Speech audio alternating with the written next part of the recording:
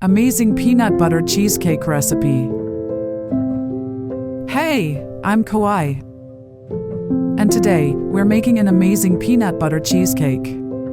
So, let's get started. First off, grab a 9-inch springform pan. And we're gonna need some chocolate sandwich cookies, also known as Oreos. You have two choices here. If you want to process your cookies, we're just gonna process them up. But if you don't have a food processor or you don't want to lug it out, grab your cookies. You can pop them into a bag or put them in between two pieces of paper and smash them up. Oreos mixed with butter. Alright, this is nice and crumbly. You can see it looks like wet sand basically, but not the sand you can make a sand castle out of. Grab your 9-inch springform pan. And I'm gonna dump these right in. Give your pan a little shimmy to distribute the crumbs. Grab a flat-bottomed glass or a measuring cup and press the crumbs down. You probably know the drill. Press it out towards the edge. You're compacting the pieces so they hold together. That's the magic of a cookie crust, because we're only using just enough butter to hold everything together. I'd also love to see a little reveal of the cheesecake, so don't push the crust all the way to the top. Just halfway up your pan. We're gonna make our cheesecake in a bain-marie today, which is a water bath. It's so easy, but you need one thing, extra wide foil. I'm doubling my foil up. You can reuse this, by the way, so don't throw it away. Place your pan in the middle of the foil. I'm also gonna fold the edges over, because I don't want it completely shielded from the oven. I'm just making a happy, dry home for my cheesecake to bake in.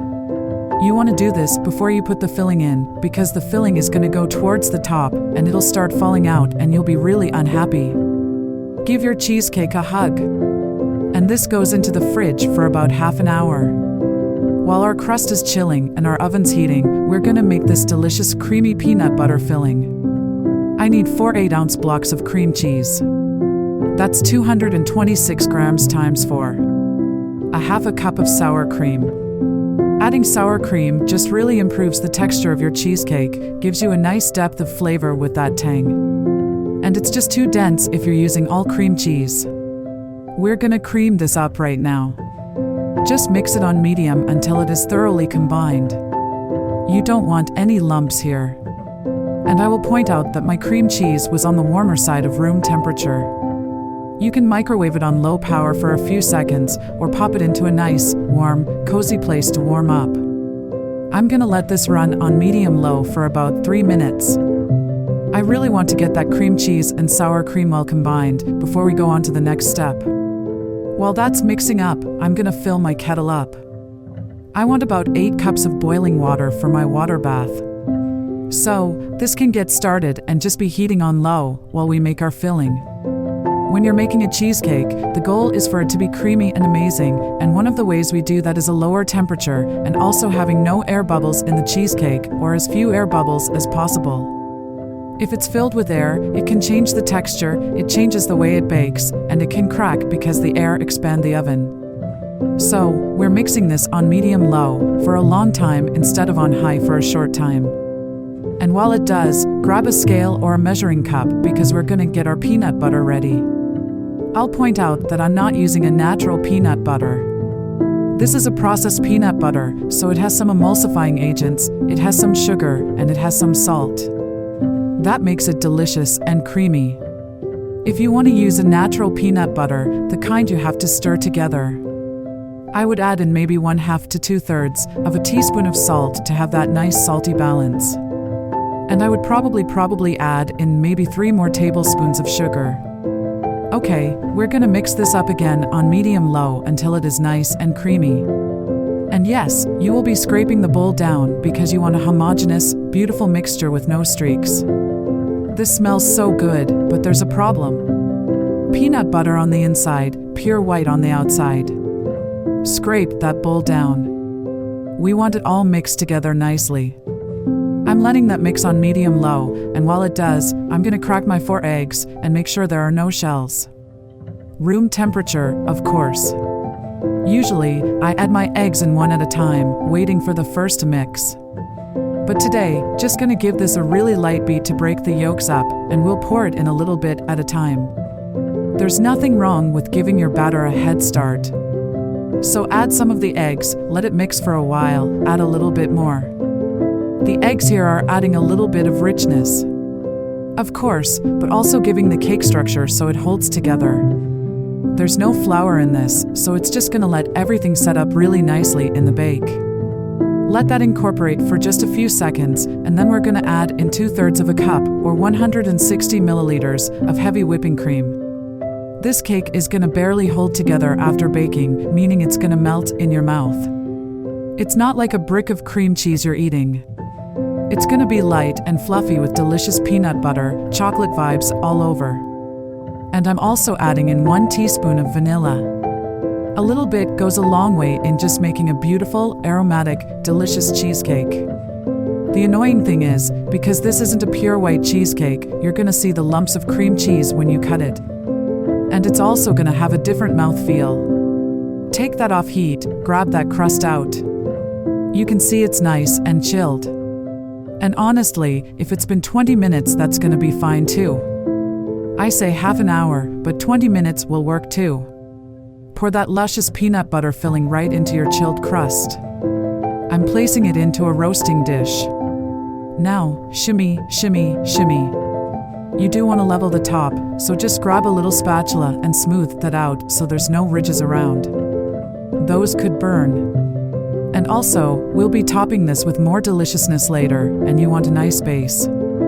Now we're gonna pour in 1 inch of boiling water right in there. But it's better if you do this when it's in the oven, so let's get this in the oven and then pour. Less chance of burning. Always a good thing. Now carefully pour in 1 inch of that boiling hot water. This will give it a beautiful steam bath, so it doesn't brown up too much.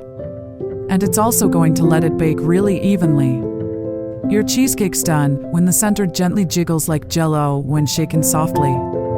Alright, it's gonna need about an hour and 15 in my oven. But you might need 15 minutes less, 15 minutes more. Just check it occasionally. After it bakes, crack the oven open and let it just hang out with the oven off in that warm space for about an hour before you take it out to let it cool. And it's gonna chill for about 4 hours to overnight. It really needs that time to set. Towards the end of your chill time, we're gonna make a really easy and delicious ganache to top this cheesecake off. I want 3 ounces of semi-sweet chocolate. You do not have to use chopped chocolate. You could use chocolate chips, but they're more difficult to melt. You could use bittersweet if you want that extra chocolatey, less sweet flavor. Break these up, and we're gonna give these a nice fine chop. Ganache is really simple, but it can go wrong if you burn the chocolate, and that happens because you're just trying to melt a stubborn piece or two. And the way to solve that problem is to finely chop everything. So, they're all small pieces floating in the cream. My chocolate's all chopped. And right now, I'm gonna add 1/3 of a cup of heavy cream right into a microwave-safe bowl. You could make this on a double boiler, but it's really easy in a microwave. We're gonna scald the cream, meaning heat on high until it just starts bubbling, and then take it out. Depends on your microwave and the dish you're microwaving it in. So keep an eye on it. My cream is steamy, so I'm gonna add the chocolate right in there. And if it's not hot enough, or you do have some stubborn lumps, you can microwave this on half power. Give it just a little bit of a stir so that everything's sitting in the cream. And let it stand for a minute. You could also cover this up just to preserve some of the heat. 1 minute later, let's take a look and see how melty this is. We're just gonna stir this together. It's not gonna look great until it looks perfect. So it looks like all the chocolate's nice and melty. Chocolate melts at a really low temperature, so the secret is to not overheat it. This is ready to pour on top now. Alright, so now take our protective foil layer off. Run a knife along the edge of your cheesecake. So it's gonna stick to the collar, and your cheesecake could crack if you just opened it up. Okay, our cheesecake is out. I'm gonna use an offset spatula. You could grab a big knife if you want. And we're just going to slide it down.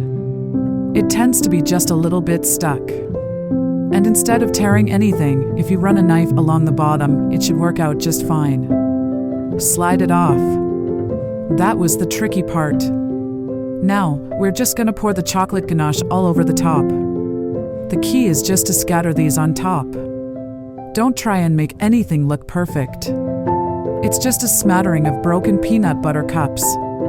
You can slice and enjoy your cake right away, or let the chocolate set up in the fridge for a perfect slice. I hope you get a chance to make this recipe. This is a must-make recipe. I hope you enjoy. And if you like this video, check out my cake playlist. Thank you.